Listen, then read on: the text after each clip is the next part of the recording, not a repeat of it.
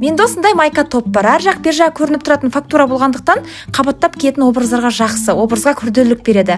Астына Ушатованың сіздер ұната қоймайтын юбкасын киемін. Юбканың астыңғы жиегі майкамен вертикальды линия құрады. Әйтпесе джинсамен де киіп жүрдім. Енді бүгін қиялыма ерік бергім келіп тұр. Аяғыма біртүрлі босонож киімді киемін. Жалпы осындай образ шықты. Әдетте көз үйренбеген образдар әу дегенде қабылдауға қиын. Бірақ мен стандартты үйлесімдерден жалыққанымды байқаймын. Ал Ушатавадағы батылдық менің ішкі күйіме жақын.